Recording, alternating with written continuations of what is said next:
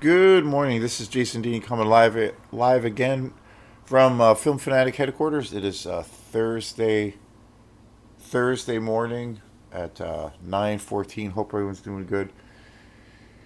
Approaching the last 2 days of summer. Saturday, which is actually my birthday, which is funny.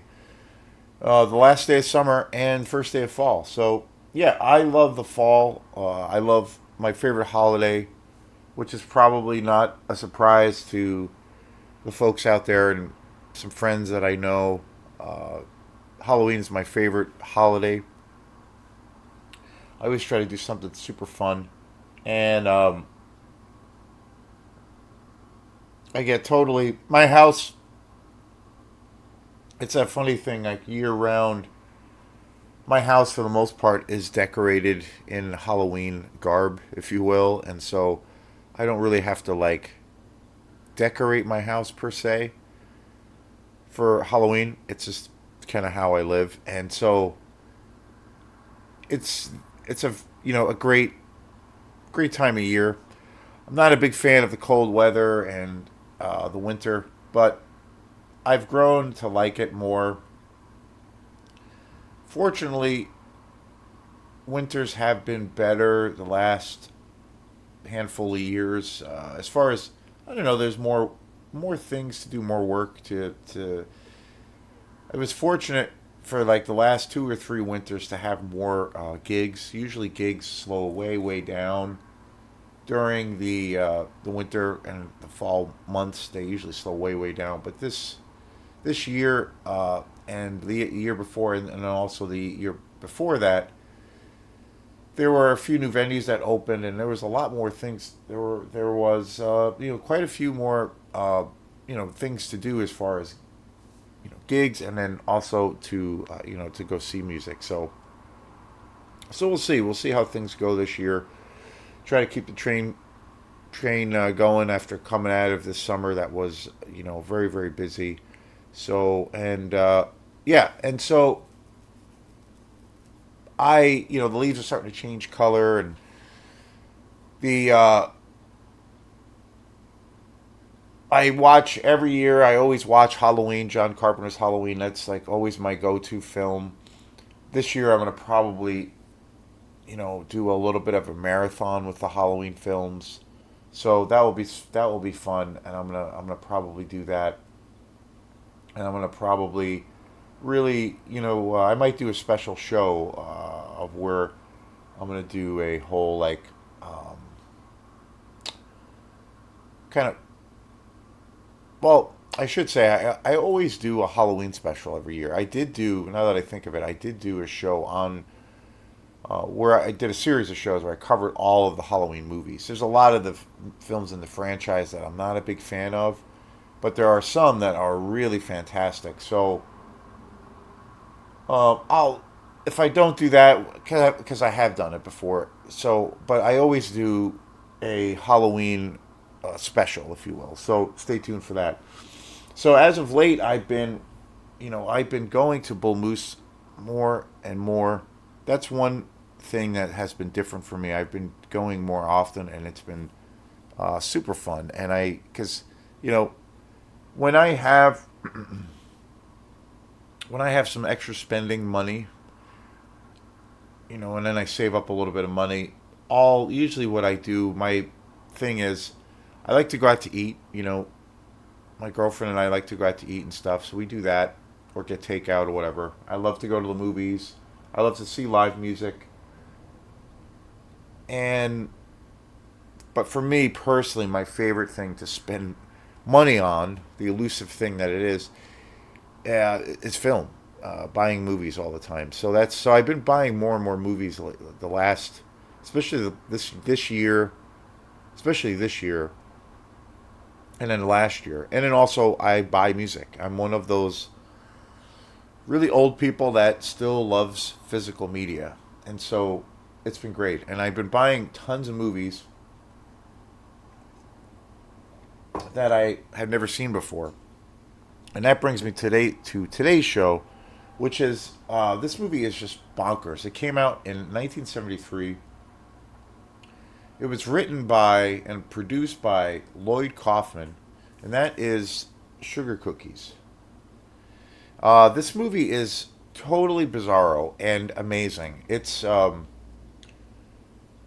was so different than what I pictured, than what I thought this movie was going to be like. It's way more serious. It has this like psychosexual element, super dirty and kind of nasty, super weird, really strange, but it's amazing. A pretty disturbing film.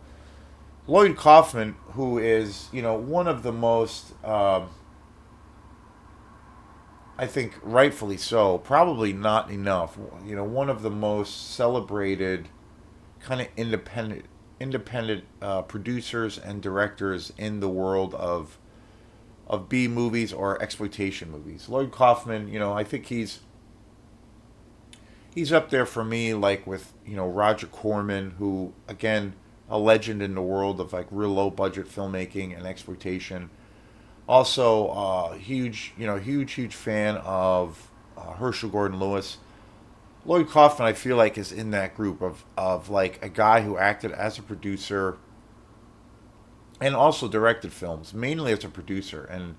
But he started Trauma Films, or the Trauma Film Company, where basically they produced and directed. He collaborated with tons of different directors, and he wrote and produced and distributed. He was completely off the radar, this crazy, larger than life character, and he produced all of these, really incredibly low budget, insane exploitation movies, if you will. He's most well known. Probably the most popular films that he made or that he was responsible for and that came through were on the Trauma label were the Toxic Avenger movies. Amazing films. Those are films that I need to get on Blu-ray. I mean, classic. There is a whole bunch of sequels. He also, the other big, probably actually the biggest thing, again, kind of similar to what Roger Corman kind of accomplished in his career. Loyd Kauffman, and he has that. There's a similarity and the way they operated, where Roger Corman helped launch the careers for many directors. A lot of directors came out of his camp, making these super low budget exploitation movies. He essentially gave these directors their start. Martin Scorsese, John Carpenter, James Cameron. Francis Ford Coppola. I mean, just crazy. Loyd Kauffman, he also did that for the creators of South Park. South Park, they were part of the creators of South Park were part of the canon of all of the Trauma films. And the film that kind of launched their career was Cannibal the Musical, which is a movie I don't believe I have reviewed, but it's amazing, and it's totally fucked up and disturbing and super hilarious. But after that movie came out, which Trauma put out, they became South Park. Their careers were catapulted into like this, huge. It was this huge success story. And the creators of South Park, of course, were or are Trey Parker and Matt Stone. Amazing, two of the most iconic producers, writers, and directors in the world of comedy. And I picked this movie up, I picked up Sugar Cookies probably about a week ago. But I got this beautiful Blu-ray edition, and this is super amazing. This movie is killer. I've heard about this movie for actually a long time, and I got this at the Bull Moose in Lewiston, Maine, of all places. I was up there. I was up in Augusta getting some music equipment that I needed to do at the music store up there, and realized, oh wait, there's this bull moose there up kind of in that area that was only like about 20 minutes, half hour away that I'd never been to. So I was like, oh, I might as well go there. And I think it was during my vacation. And so, yeah, I saw this right away when I got there, and I was super excited. This movie is super bizarro. It's this the premise of this movie is it's about this woman who takes revenge. She's an actress in the porn industry, and she has this lesbian lover who is also involved in the porn industry. And there's a this slimeball director who basically kills her, or like tortures her friend, and she like this other woman takes revenge on him.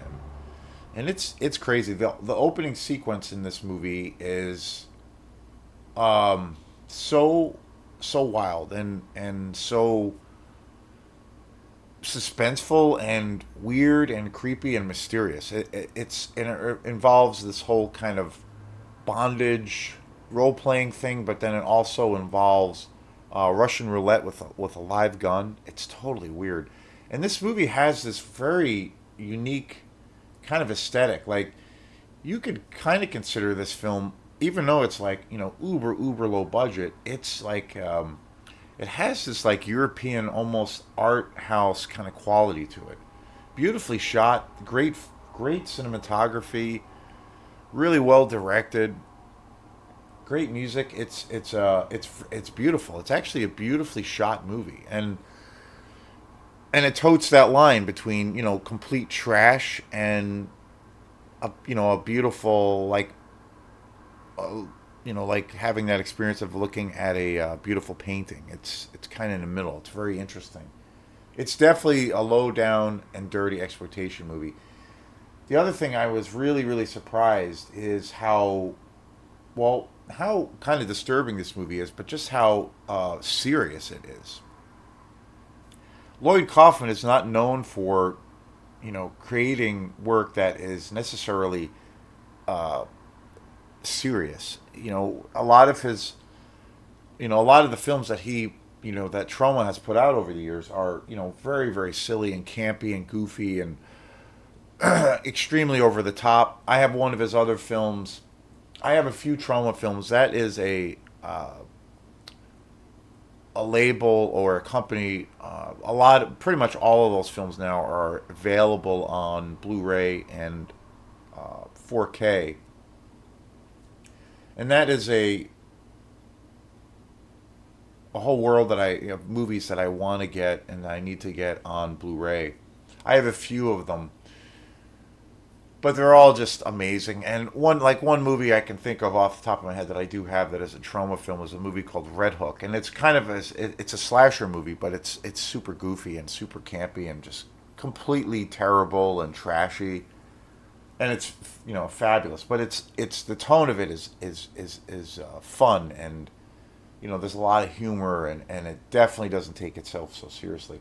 So that was the thing I was really surprised by watching Sugar Cookies, is that it's a really serious film. Like, and you see, if you know who Loyd Kauffman is, and if you're familiar with his work, and like his just this his whole larger than life kind of ridiculous personality,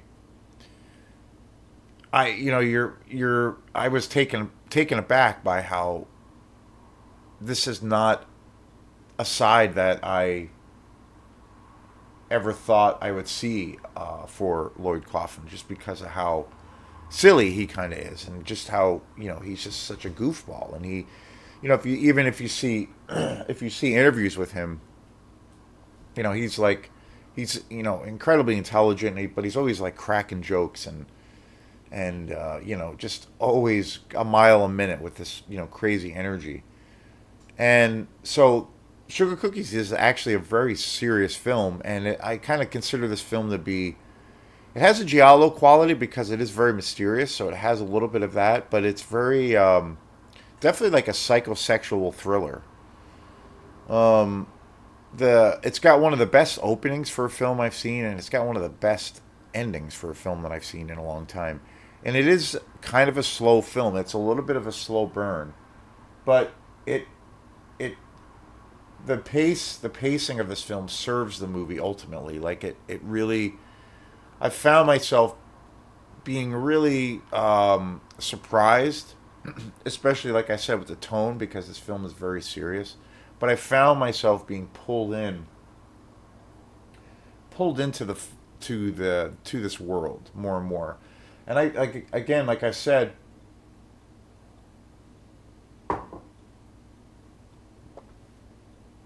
I've heard about this movie for a few years. I had never seen it. There's a couple of YouTube guys that I watch, and I think I remember the last time I had heard about this movie was on probably, well, definitely one of my favorite YouTube guys, Mood616. He's a Canadian YouTube reviewer, and he does all kinds of films, but pretty much his main staple or his main kind of diet is are all things exploitation. So I remember him talking about this movie a few times, and I'm like, you know what? I love Lloyd Kaufman, huge Trauma fan. He's amazing. But I have not never had never seen this film, and this is also his Lloyd Kaufman. This was his first film, basically the first movie that he kind of was involved in. This kind of kicked off his career. It's kind of interesting. He kind of was moving into a different direction. He worked in films, in various films, but this was kind of the start, of like his whole thing. And so, in this whole kind of counterculture film movement that he kind of started, and it's great. I mean, and again, it's so unlike anything he has ever been involved in. It's really great. There's a really awesome, which I need to finish, but there's a really awesome interview with Loyd Kauffman on here where he talks about the history of trauma and this film and how it came to be. I One of the reasons I really love Loyd Kaufman is he really is I don't know, a true independent voice, and that's something that I really believe in. Being striving to like be an individual, and also having. I feel like what he does and what he did. I mean, especially with his long career that spanned decades. He had a even though his films are kind of trash and there's like you know, you can't take them that seriously, but they're entertaining as all fuck, and they're actually very influential. I think what he kind of encapsulates as an artist is his he's got a lot of integrity, and he's got a true like independent spirit. He's kind of this big middle finger to the kind of the socially accepted way of what a film should be or how a film should be made. He's a kind of a big fuck you to big Hollywood, and he's a true like independent artist, and he created this trash empire from nothing, and he's got this amazing legacy, but he did it solely himself, and then also with like-minded individuals, but completely off the radar. And he created his own world, and I just think that that is so inspiring. And so I've personally in my own life or whatever, I don't know, I try to emulate that. I try to think in terms of that. A lot of the things that I love and that I do, and I also feel like my band Quantum is really about that or really is that kind of mode of operation, you know, where things are on the fringe and it's not really for a mass audience per se. And it's a little weird, it's a little strange, maybe a little hard to categorize, but you believe in it and you're passionate about it. So how do you give it, legs? Or how do you create a longevity? And I feel like Lloyd Kaufman exemplifies that. Like he is that artist that is very inspiring for people who, you know, are doing things that are a little bit on the fringe side, especially in the art world. So I really feel like in a lot of ways, over the years I've seen lots of interviews with him, and love all of the films that he's been involved in. So he's kind of a hero. He's kind of a big inspiration for me in a lot of ways. But Sugar Cookies, beautiful, beautiful movie. Kind of this art house weirdo exploitation movie. Definitely a psychosexual movie. Very weird, and I can't recommend it enough. It's really good, and you'll be. If I didn't know it was a Loyd Kauffman production or film, I would never in a million years would I have thought that his name was attached, because it's really really good, and it's really not that it's because it's good, but it's just very different and very just serious in tone, and serious in its tone and in its nature and its whole kind of aesthetic. But it's an awesome movie. I almost think too this would be.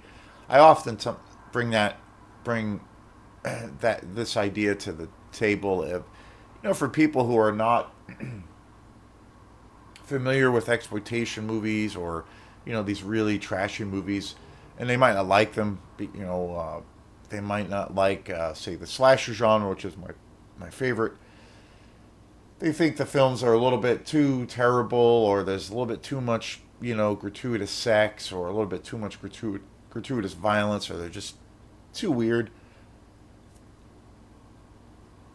But I think that this movie, like I said, I think this movie is could be considered to be can could be considered to be like an art house film, and so it has that those qualities. So I think this could be a movie that could I think this could be a good introduction for people. I honestly, even though this movie is pretty disturbing and pretty bonkers crazy, I think that this movie could be a good kind of introduction to being to like if you're curious about some of these weird films, this could be a cool kind of like introduction to it, and it might you might dig it, you might not. It's not everybody's cup of tea, but you might it might really pique your curiosity even further. Where you see it and you're like, oh, that was an interesting experience.